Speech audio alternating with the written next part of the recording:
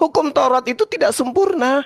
Ditolak. Yang Anda aminkan sekarang, yang Anda imani sekarang adalah ajaran Paulus. Makanya sepanjang waktu saudara saya menggunakan untuk menyampaikan ajaran-ajaran Paulus.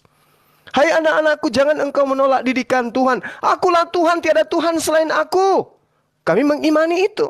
Yesus adalah utusanku. Kami mengimani itu. Kami tidak menolak didikan Tuhan. Jadi gelar anak Tuhan itu lebih pantasnya sekiranya mungkin. Tapi kami nggak mau. Karena kenapa? Nanti disalahartikan oleh manusia yang pemikir lemah. Jangan. Salam satu Tuhan.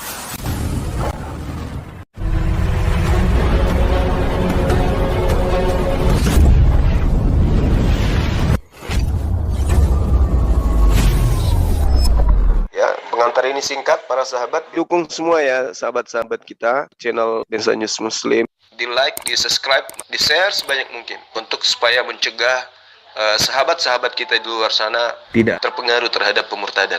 Semoga Allah memberikan selalu sikap istiqamah. Salam satu Tuhan, Allahu Akbar.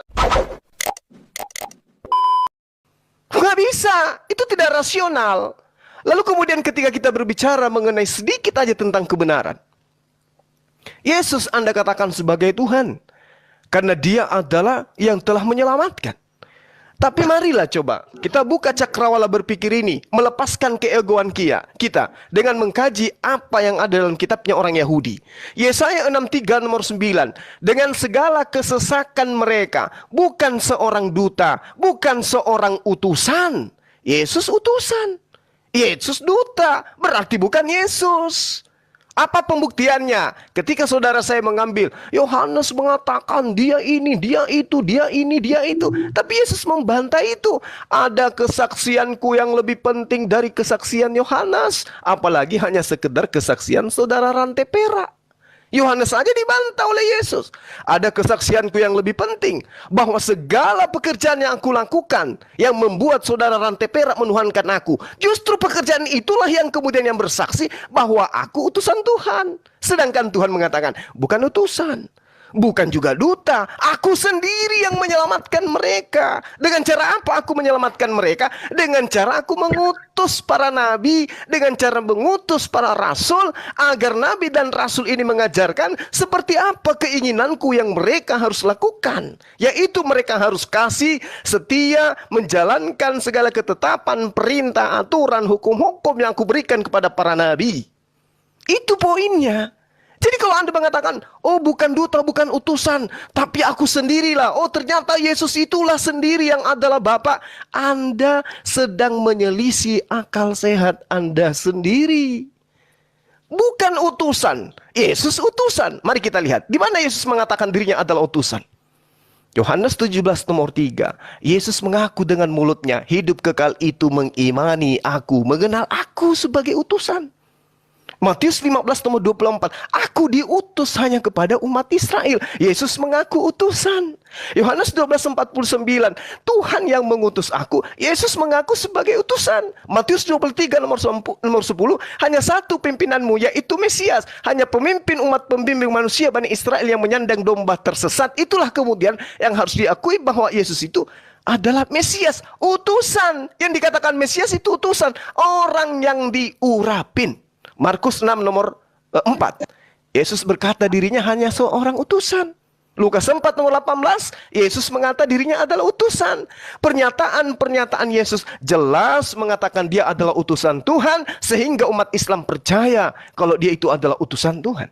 Bukan utusan, bukan duta, tapi Tuhan sendirilah. Artinya bukan Yesus, melainkan Tuhan sendirilah yang menyelamatkan Bani Israel. Dengan cara apa? Dengan cara mengutus nabi dan rasul, mengajarkan kepada mereka kisi-kisi penyelamatan yang ada.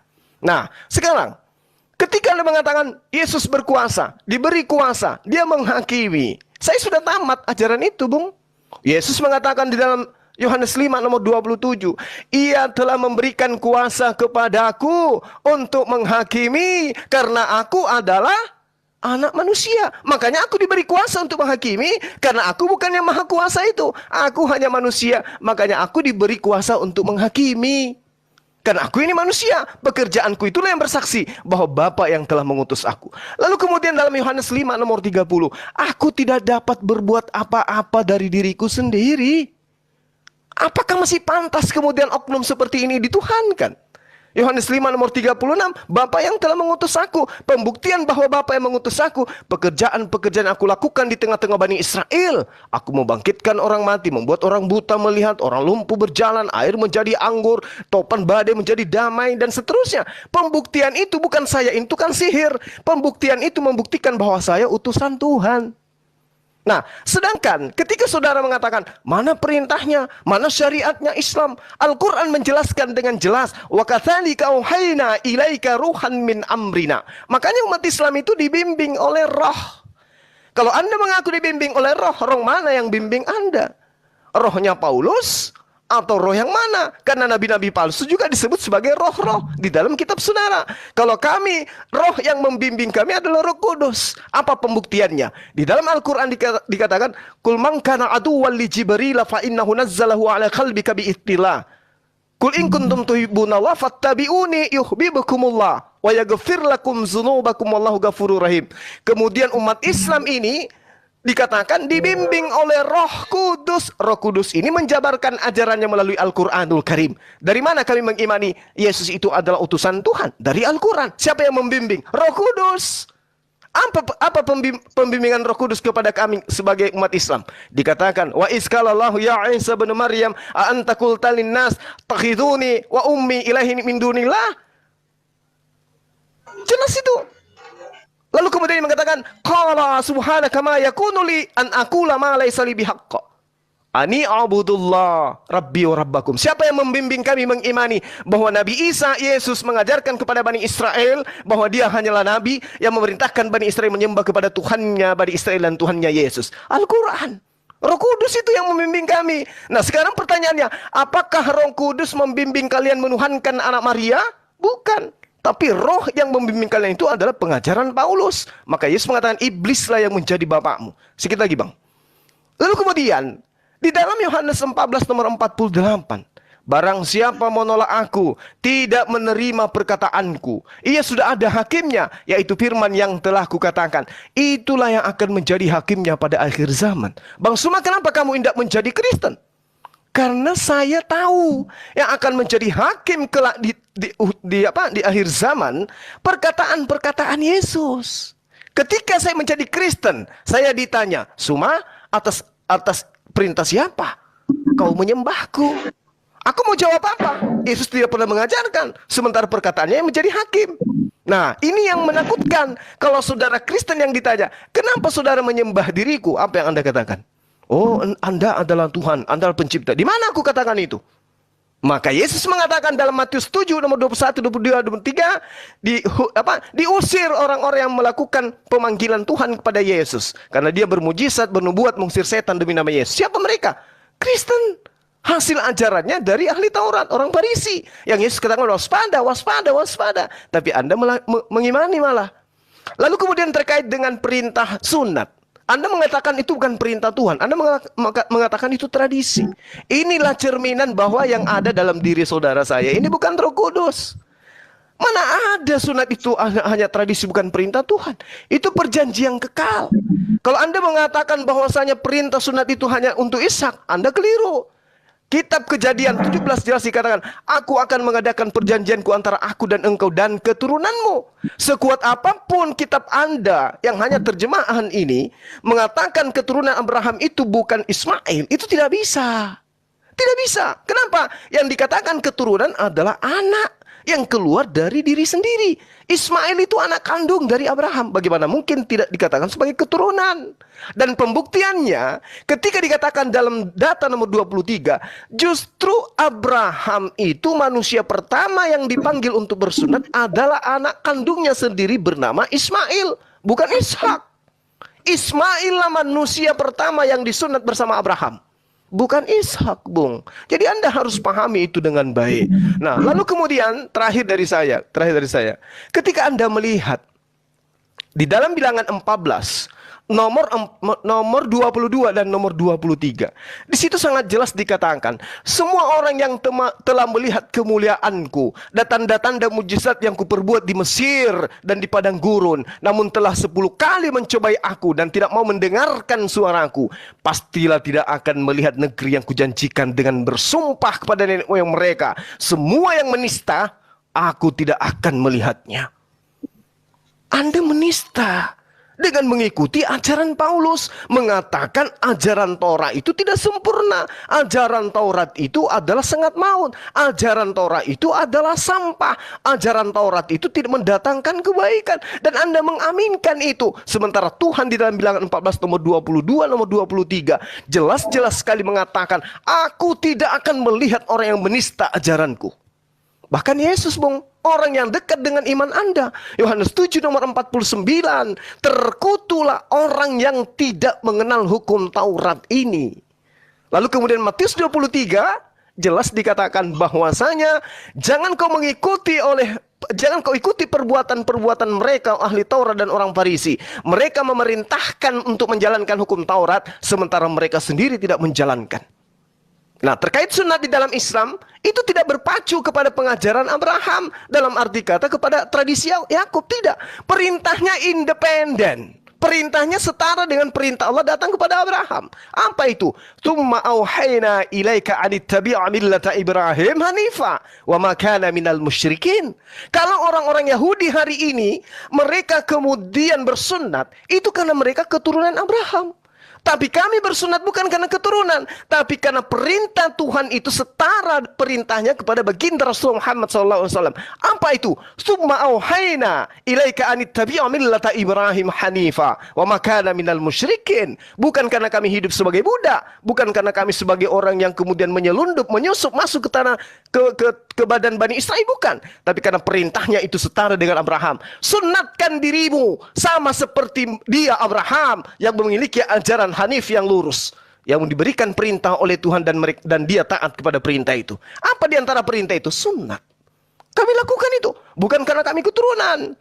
Terakhir 30 detik. Abangku harus sadari, ahli Taurat itu, orang Yahudi ini yang diberkati oleh Tuhan awalnya, yang dipilih oleh Tuhan awalnya, dia adalah orang yang dipilih tapi terkutuk. Orang yang dipilih tapi dikutuk oleh Tuhan. Yehezkiel 5 nomor 5 sampai nomor 14. Anda setelah ini Anda bisa membacanya dengan baik. Orang Yahudi hebat, ahli Taurat hebat, keturunan Yakub hebat, hebat sehebat-hebatnya. Tapi sayang, mereka dikutuk oleh Allah, dikutuk oleh Tuhannya Abraham, Ishak dan Yakub.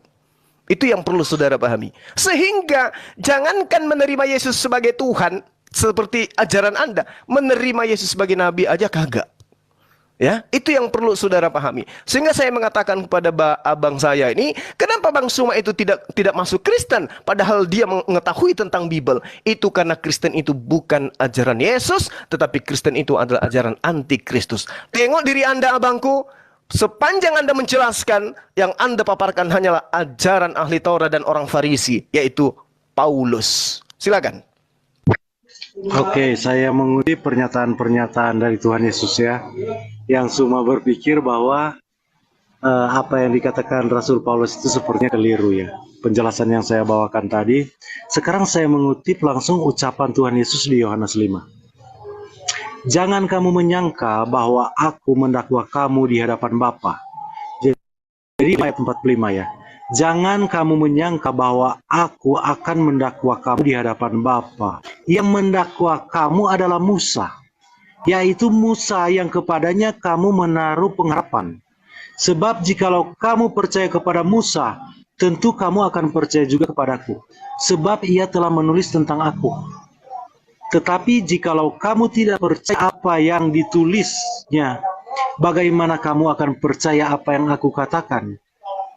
Jadi yang Yesus katakan itu, makanya Yesus mengatakan bahwa semua yang tertulis dalam kitab Taurat Musa, kitab Nabi-Nabi dan Mazmur itu harus digenapi. Semua yang tertulis tentang dia, tentang Mesias. Nah, dalam hal ini teman-teman Muslim menolak tentang semua yang tertulis di dalam Perjanjian Lama tentang Mesias. Salah satu contohnya yang telah saya bawakan tadi, Yesaya 53. Dia, Yesus Kristus, menyerahkan dirinya sebagai korban penebus salah. Nah, ini sangat disangkal oleh ajaran Islam. Tidak ada penebus-penebus seperti itu. Jadi Islam yang menyangkal pernyataan Tuhan Yesus itu sendiri. Bahwa Tuhan Yesus telah dituliskan di dalam kitab Taurat Musa, kitab Nabi-Nabi, dan kitab Mazmur. Bahkan sedetil mungkin bagaimana cara kematiannya itu digambarkan. Mereka menusuk tangan dan kakiku. Mereka membagi-bagi jubahku. Itu sedetil mungkin digenapi oleh Tuhan Yesus Kristus. 360 nubuatan digenapi secara definitif oleh Tuhan Yesus Kristus ketika dia datang ke dunia. Semua itu disangkal oleh ajaran Islam. Nah, di sini semua tiba-tiba mengaku sebagai orang yang sama seperti ajaran yang Tuhan Yesus ajarkan. Sama sekali Islam menolak semuanya itu. Kenapa bisa mengklaim sebagai sama? Yesus Kristus ketika dia memasuki Yerusalem, dia mengatakan, anak manusia akan diserahkan kepada imam-imam, kepala ahli-ahli Taurat. Mereka akan membunuh dia, mereka akan menyerahkan dia ke tangan bangsa-bangsa yang tidak mengenal Allah. Dan itu memang terjadi. Di dalam hal ini Islam sangat menyangkal hal itu, bahwa anak manusia, Yesus ketika dia berbicara tentang anak manusia, dia sedang mengklaim dirinya adalah Mesias, anak manusia itu. Yang dibicarakan di mana? Di kitab Daniel. Dia sebagai raja, rajanya ialah kerajaan Allah itu sendiri, yaitu kerajaan yang kekal, kekuasaannya kekal. Dan seluruh bangsa dan bahasa mengabdi kepadanya. Ini disangkal oleh Islam. Yesus Kristus Al-Masih hanya untuk orang Israel. Di situ dikatakan oleh Daniel, segala bangsa, suku bangsa, dan bahasa mengabdi kepadanya. Kerajaannya kekal, kekuasaannya kekal yang tidak akan berkesudahan, yaitu kerajaan Allah itu sendiri. Semua itu disangkal oleh ajaran Islam. Sekarang makanya saya tantang, di mana di dalam perjanjian baru saya katakan tadi bahwa 8.000-an ayat di dalam perjanjian baru rujukannya itu ke perjanjian lama, kitab nabi-nabi. Kitab Musa, kitab nabi-nabi, kitab Mazmur, ada 39 kitab di sana. Makanya saya tantang, di mana satu kitab di ajaran perjanjian lama itu yang bisa nyambung dengan ajaran Muhammad. Tidak ada, semuanya bertentangan kalau kita temukan. Nah, di sini sangat berbeda sekali dengan klaim-klaim dari Bang Sumaya bahwa Yesus Kristus itu orang Kristen, anti-Kristus, katanya tidak mengikuti Yesus, justru Islam mengikuti Yesus. Tidak mungkin, karena Yesus memanggil Allahnya, yang di mana dia datang dari surga itu, dia memanggil itu, sumbernya itu dia panggil apa? Bapa. Di mana ajaran Islam sangat menyangkal Allah adalah Bapa. Dan Yesus Kristus ketika dia mengaku anak, Muslim sangat menyangkal bahwa Yesus Kristus itu adalah anak. Nah, di mana Tuhan sendiri sudah mengatakan bahwa segala malaikat, segala Allah harus sujud menyembah kepada anaknya ini. Nah, apakah ajaran Islam diajarkan untuk sujud menyembah kepada Sang Mesias ini? Di dalam Yohanes, jangan dulu ke Yohanes ya, kita ke Ibrani ya. Ibrani berbicara tentang siapa Mesias ya. Di dalam perjanjian lama siapa Mesias itu. Judul perikopnya, anak Allah lebih tinggi daripada malaikat-malaikat. Di sini dikatakan di sini dikatakan begini ya. Kepada siapakah di antara malaikat-malaikat itu pernah ia berkata, anakku engkau telah kuperanakan pada hari ini. Aku akan menjadi bapaknya dan ia akan menjadi anakku. Di sini mengutip dari mana? 2 Samuel 7:14, 1 Tawarik 17:13, Mazmur 2 ayat 7. Mazmur 2 ayat 7 ya. Jadi sudah disampaikan jauh-jauh hari tentang siapa Mesias ini yang sebenarnya. Dan dikatakan di ayat selanjutnya di ayat 6, dan ketika ia membawa pula anaknya yang sulung ke dalam dunia, anaknya yang tunggal itu ya, ia berkata, semua malaikat Allah harus sujud menyembah kepadanya. Malaikat Allah harus sujud menyembah kepadanya. Malaikat ini juga disebut Elohim, Elohim kan Allah. Nah, itu dikatakan di mana? Mazmur 97 ayat 1. Semua orang yang beribadah kepada patung akan mendapat malu. Orang-orang yang memegahkan diri karena berhala. Segala Allah harus sujud menyembah kepadanya. Segala. Di mana dalam Islam diajarkan bahwa segala malaikat Allah semuanya harus sujud kepada Sang Mesias, anaknya ini. Tidak ada.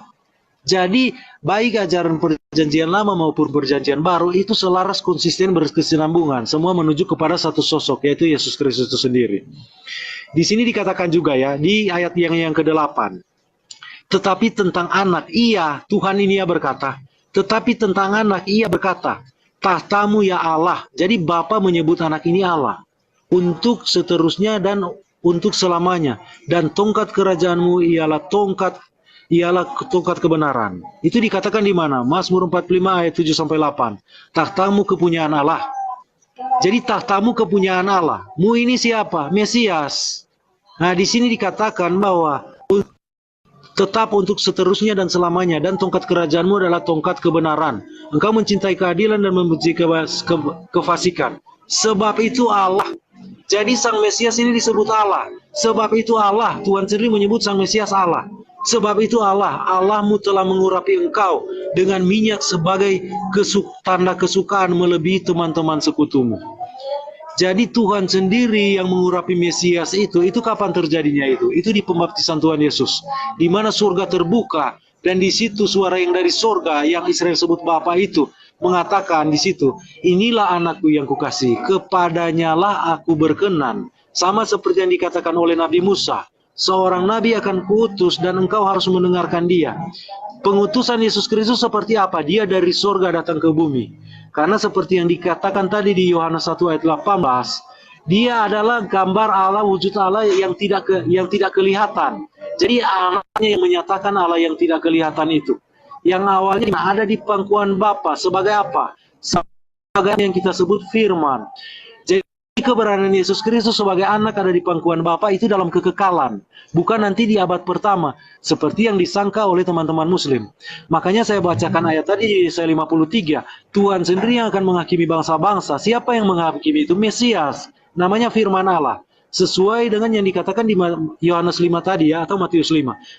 Yohanes 5, Bapa tidak menghakimi siapapun. Bapa yang mengatakan aku seorang diri, dia tidak menghakimi siapapun. Tuhan Yesus berkata, tetapi dia telah menyerahkan seluruh penghakiman itu kepada anak. Nah, itunya Allah yang benar, baik dalam perjanjian lama maupun perjanjian baru, itu sudah pasti Tritunggal. Nah, kan bisa lepas dari itu. Karena di dalam perjanjian lama, pernyataan Allah itu, yaitu Bapa menyatakan dirinya kepada Samuel dan Abraham, menampakkan dirinya melalui apa? Perantaraan firman-Nya, karena Bapa tidak bisa dilihat. Jadi wujud yang bisa kita lihat teofani itu adalah wujud dari Sang Firman, yang adalah Yahweh yang ada di bumi itu. Makanya waktu di kejadian Sodom dan Gomora, Yahweh, Yehova yang ada di bumi menurunkan api belerang dari langit. Dari mana? Dari Yehova yang ada di langit. Makanya itu pemahaman yang benar tentang Allah yang benar. Allah yang benar itu keesaannya itu Allah. Echad itu artinya apa? Satu tapi satu, tidak terbatas. Bukan seperti yang dibatasi oleh teman-teman muslim. Ketika dia ada di surga, dia ada juga yang ada di bumi. Yahweh yang ada di bumi menurunkan hujan belerang api dari langit itu. Dari Yahweh yang ada di mana? Yahweh yang ada di langit. Itu artinya satu yang tidak terbatas. Dia yang tidak kelihatan menyatakan dirinya melalui siapa? Anak tunggal Allah, Yohanes 1 ayat 18. Dan segala Allah sudah dikatakan di dalam kitab Mazmur, kitab Samuel, kitab Tawarik, segala Allah, segala malaikat harus sujud menyembah kepadanya. Ini semua disangkal oleh ajaran Islam, bahwa ajaran Islam sangat anti untuk menyembah Sang Mesias. Padahal jauh-jauh hari sebelumnya sudah dikatakan bahwa memang semua harus menyembah Mesias.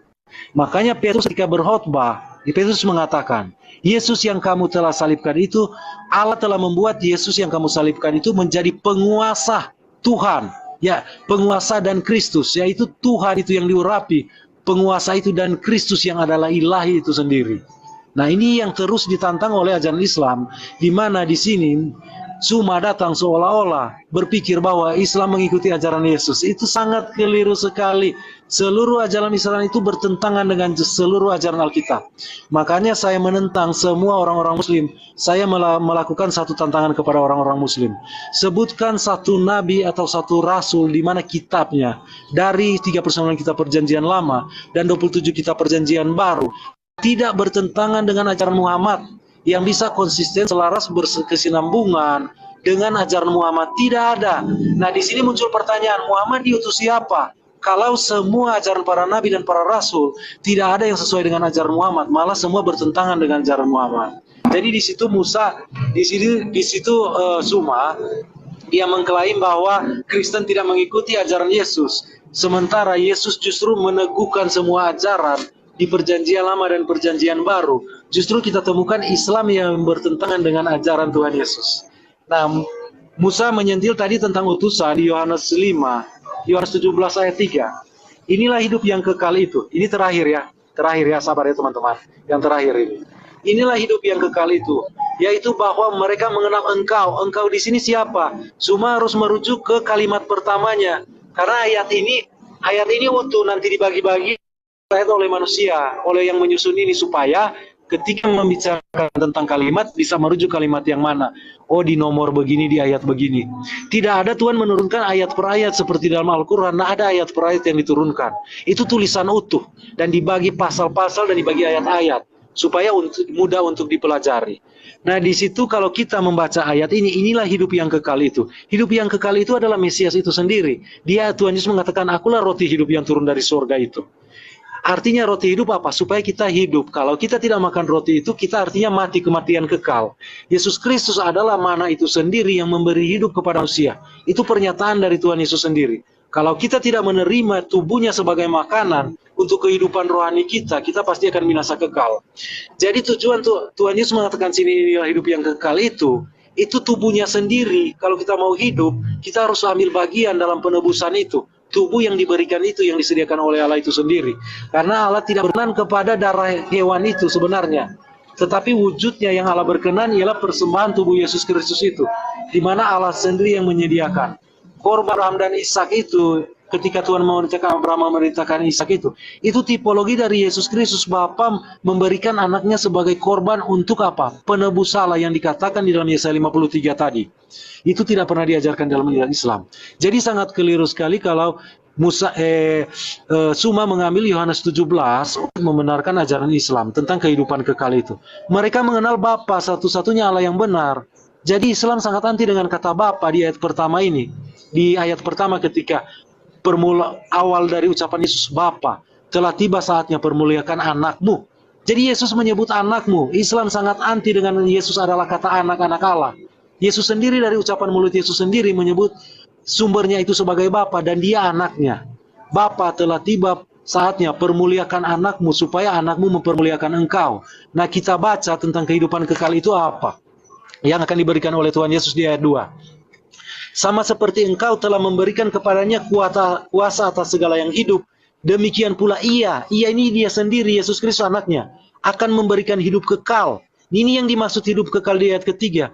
Ia, Yesus Kristus, akan memberikan hidup kekal kepada semua orang yang telah engkau berikan kepadanya.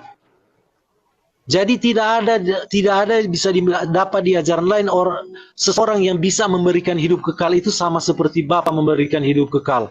Hanya melalui Yesus Kristus. Mungkin itu Bang Suma, mungkin sesi yang terakhir ini closing statement ya, karena saya ada kesibukan ini yang harus diselesaikan. Ya, silakan Bang Suma closing statement-nya. Saya kan sudah bilang tadi, saya cuma sebentar ya. Oke, Bang Suma, silakan. Baik. Oke, makasih Bang. Jadi kita saling menghargai ya. Saya hargai iman saudara. Dan ini penjabaran saya adalah penjabaran saya sebagai seorang Muslim. Orang Kristen tidak perlu percaya. Tapi orang Islam ya kudu percaya. Karena dasar pijakan saya kemudian untuk menguraikan apa yang saya jelaskan berdasar terhadap Bible. Dan juga berdasar terhadap Al-Quran Karim itu sendiri. Yang pertama, ketika saudara berbicara mengenai Islam tidak menjalankan hukum Taurat, sekali lagi saya katakan, Islam bukan Bani Israel. Taurat itu adalah perjanjian baru Tuhan kepada Bani Israel. Tapi terkait dengan perintah-perintah, syariat, akidah, tauhid di dalam Islam itu jelas sama. Tiada Tuhan selain pencipta langit dan bumi, Al-Quran surah Al-Asr ayat 23. Jangan menyembah berhala, Al-Baqarah ayat 22. Jangan mempersekutukan Tuhan. Jangan menyembah ilah lain, An-Nisa ayat 16. Kemudian kuduskanlah hari Sabat, itu juga ada di Jum'ah ayat 9. Hormati orang tuamu, Al-Isra ayat 23. Jangan membunuh, An-Nisa 93. Jangan berzina, An-Nur ayat 3. Kemudian jangan mencuri, Al-Maidah ayat 38. Jangan bersaksi dusta, An-Nahl ayat 91. Jangan mengingini milik orang lain, Al-Baqarah ayat 180 atau An-Nisa ayat 2. Jadi data-data yang seperti itu sudah digaungkan di Al-Quran 1400 tahun silam. Itu yang pertama. Kemudian saya ingin membaca Yehezkiel 5 supaya saudara ini paham. Beginilah firman Tuhan Allah, inilah Yerusalem, tempat ajaran Kristen kemudian asalnya. Di tengah-tengah bangsa-bangsa ku tempatkan dia, dan sekelilingnya ada negeri-negeri mereka. Ia sudah memberontak terhadap peraturan-peraturanku, lebih jahat daripada bangsa-bangsa. Artinya orang Yahudi itu sendiri memberontak terhadap aturan-aturannya. Lebih hebat pemberontakannya dibandingkan bangsa lain. Dan terhadap ketetapan-ketetapanku, lebih jahat dari negeri-negeri yang ada di sekitarnya. Jadi orang Yahudi, mohon maaf, yang mendirikan agama Anda adalah orang yang jahat, yang telah memberontak terhadap aturan-aturan Tuhan. Yang adalah orang jahat yang telah melanggar ketetapan-ketetapan Tuhan. Karena mereka menolak peraturan dan karena dia menolak peraturanku dan kulakukan mereka dan kelakuan mereka itu tidak selaras dengan ketetapanku. Sebab itu beginilah firman Tuhan, oleh karena engkau lebih jahat daripada bangsa-bangsa yang ada di sekitarmu, dan kelakuanmu tidak selaras dengan ketetapan-ketetapanku, dan engkau tidak melakukan peraturanku, bahkan engkau melakukan peraturan-peraturan bangsa-bangsa di sekitarmu, di antaranya tidak bersunat. Sebab itu beginilah firman Tuhan, lihat, aku sendiri akan menjadi lawanmu.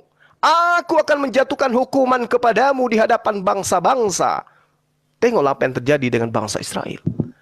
Oleh karena segala perbuatanmu yang keji akan kuperbuat terhadapmu, yang belum pernah kuperbuat dan tidak pernah lagi akan kuperbuat. Sebab itu di tengah-tengahmu, ayah-ayah akan memakan anak-anaknya, dan anak-anak akan memakan ayahnya, dan aku akan menjatuhkan hukuman kepadamu, sedang semua masih tinggal lagi daripadamu, dan akan kuhamburkan ke semua penjuru angin. Sebab itu, demi aku Tuhan yang hidup, demikianlah firman Tuhan Allah, sesungguhnya oleh karena engkau menajiskan tempat kudusku dengan segala dewamu yang menjijikkan, dan dengan segala perbuatanmu yang keji, aku sendiri yang akan meruntuhkan engkau. Aku tidak akan merasa sayang kepada engkau, tidak akan kenal belas kasihan kepada engkau. Sepertiga daripadamu akan mati kena sampar, dan mati kelaparan di tengah-tengahmu. Sepertiga akan tewas dimakan pedang di sekitarmu, dan sepertiga lagi akan kuhamburkan ke semua mata angin. Dan aku akan menghunus pedang dari belakang mereka. Aku akan melampiaskan murkaku kepada mereka, sehingga hatiku yang panas tenang kembali, dan aku merasa puas, dan mereka akan mengetahui bahwa akulah Tuhan yang mengatakannya di dalam cemburuku tatkala aku melampiaskan amarahku kepada mereka. Aku akan membuat engkau menjadi reruntuhan dan buah celaan di antara bangsa-bangsa yang ada di sekitarmu, di hadapan semua orang yang melintas daripadamu. Ini pembuktian, Bang. Lalu kemudian Kristen itu lahir dari agama bonyok yang sudah disumpahi dan dikutuki oleh Tuhan. Na'udzubillah summa na'udzubillah. Maka pantaslah kemudian ketika Allah mengutus penolong lain yang justru dikhususkan kepada seluruh umat manusia.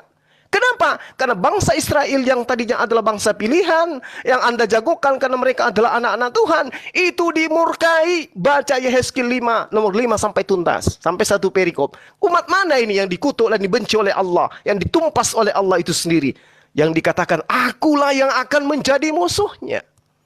Itu adalah umat Israel, Bung. Sementara Kristen ini hanya tetesan-tetesan kecil dari pengajaran Bani Israel.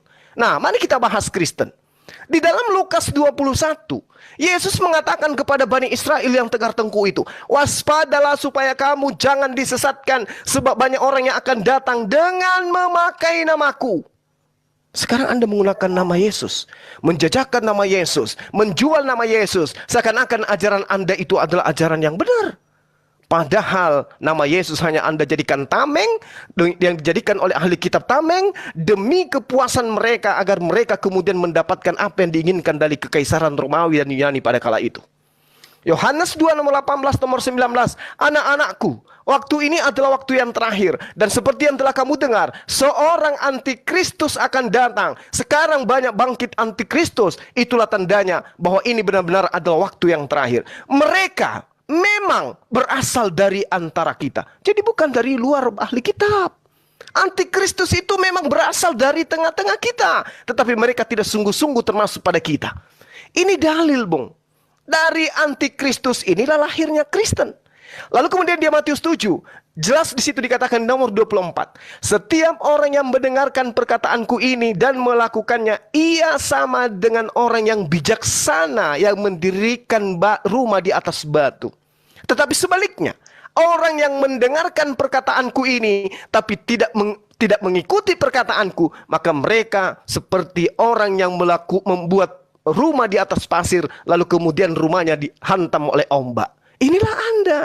Anda membuat suatu pengajaran yang tidak diajarkan oleh Yesus. Maka Yesus mengatakan, waspadalah kepada pengajar-pengajar palsu yang datang kepadamu seperti domba, yang datang kepada Bani Israel layaknya mereka itu adalah Bani Israel juga, padahal sesungguhnya mereka itu adalah serigala yang buas. Siapa yang datang kepada Bani Israel mengaku Bani Israel? Apakah baginda Rasulullah Muhammad SAW? Tidak. Tapi dia adalah pendiri agama Kristen itu sendiri. Terakhir dari saya, Bung. Dikatakan dalam Matius 23, aku berkata kepadamu, sesungguhnya semua ini akan ditanggung angkatan ini. Apa maksud Yesus mengatakan itu?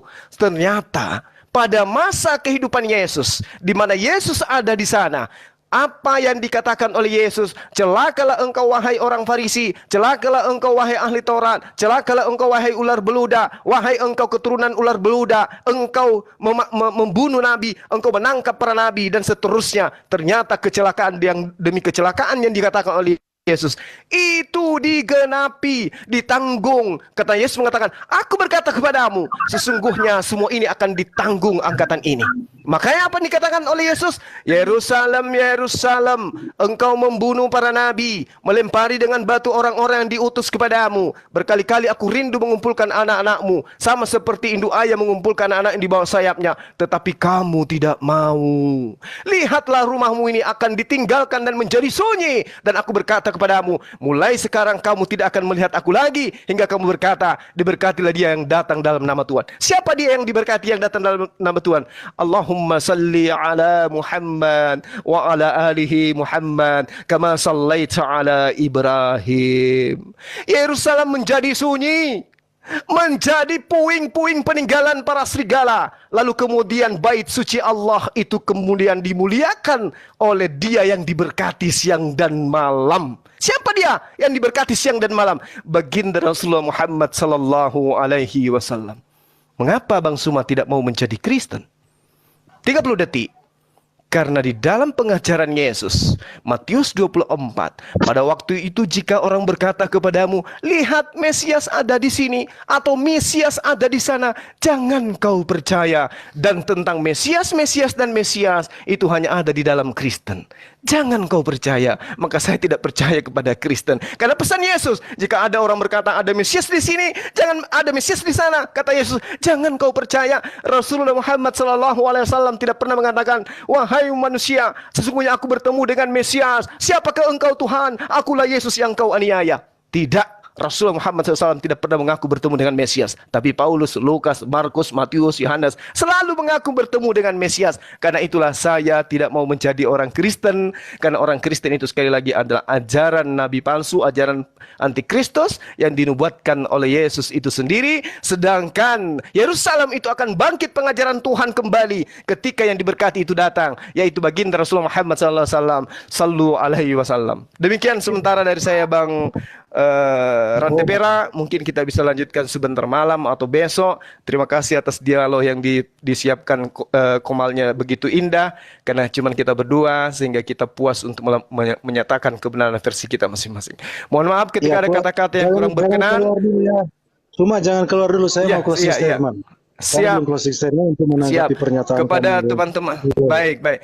Kepada teman-teman yang ada di Taiping, Komal, dan juga di YouTube, terima kasih Anda luar biasa telah menemani dialog kami. Semoga Allah memberkati antum semua, memberikan kesehatan dunia akhirat, memudahkan urusan kalian, dan yang paling terpenting, antum semua istiqamah di dalam jalan yang dibenarkan oleh Allah Subhanahu wa taala melalui sosok nabi yang diberkati atasnya. Salam tauhid, Allahu Akbar. Assalamualaikum warahmatullahi wabarakatuh. Silakan abang saya, Rantai Perak. Iya. Sebenarnya saya nggak mau masuk ke topik antikristus ya, tetapi karena Suma tadi menarik untuk masuk kepada topik antikristus. Antikristus itu sebenarnya siapa? Antikristus itu dia yang menyangkal baik bapak maupun anak. Siapa yang menyangkal baik anak maupun bapak ini? Itu ada Islam.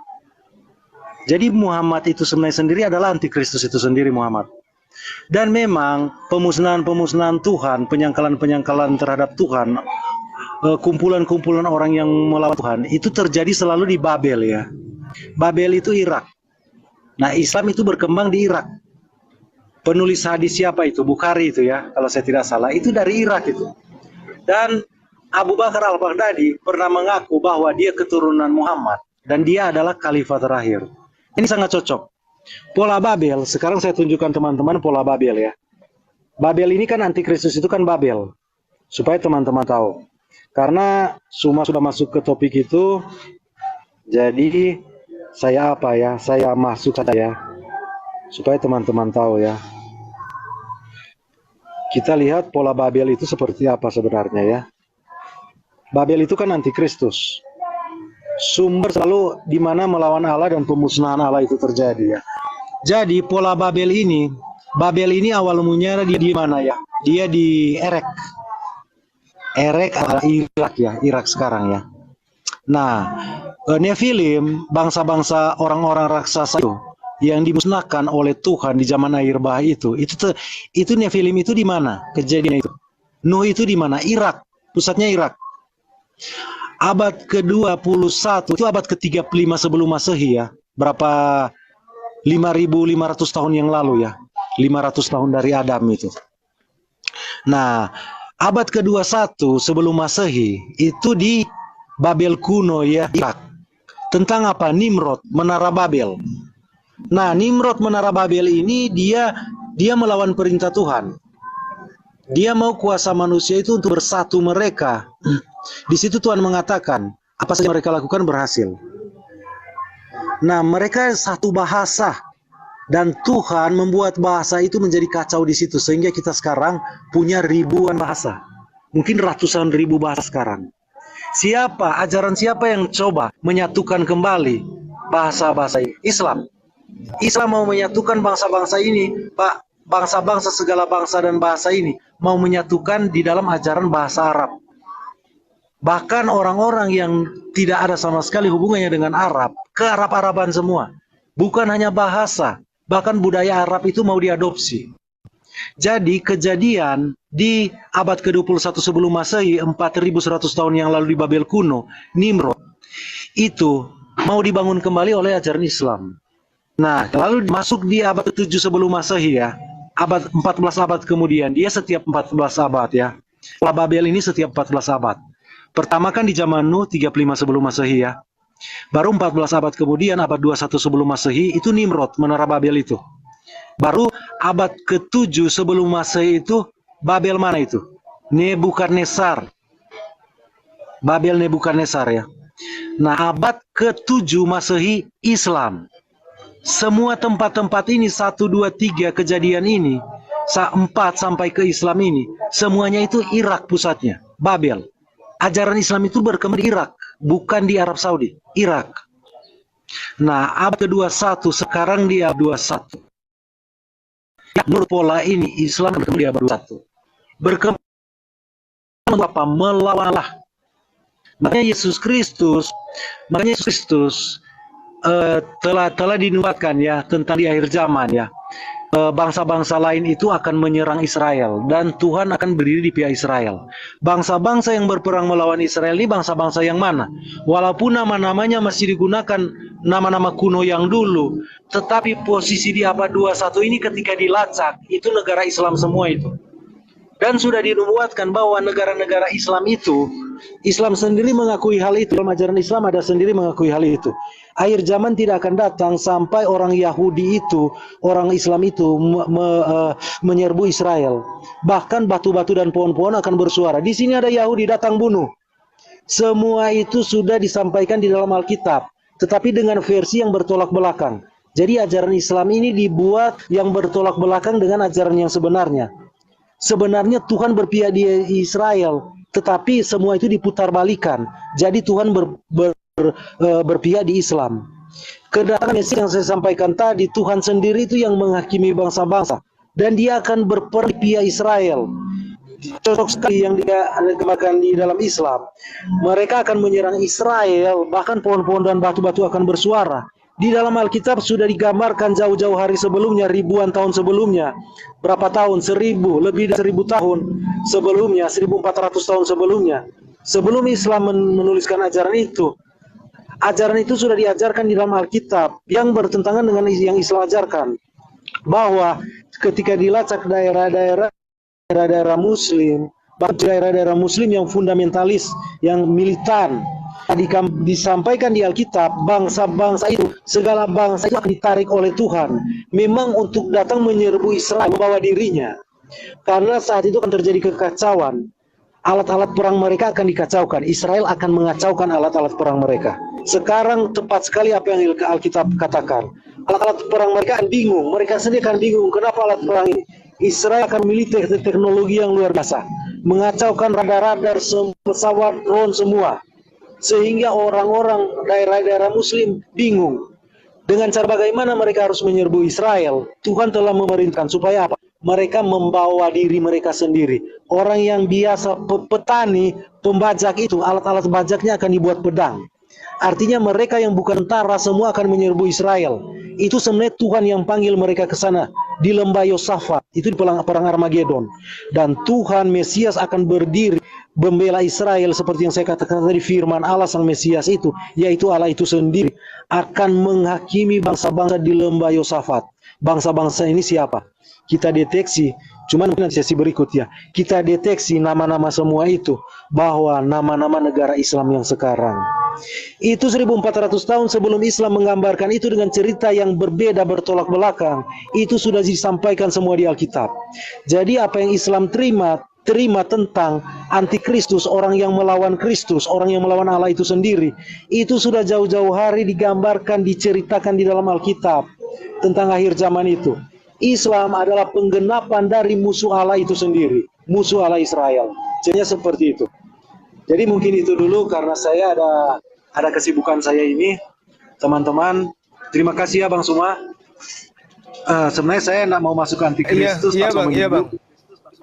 Ya, terima kasih ya Bang. Apa, Bang. Bisa nggak kapan ini Bang? Kapan kita bahas tentang siapa yang menyangkal anak dan menyangkal bapak? Kapan itu bisa kita bahas Bang? Ntar malam kah? Nah, kita akan masuk ke kitab nabi-nabi di Alkitab ya.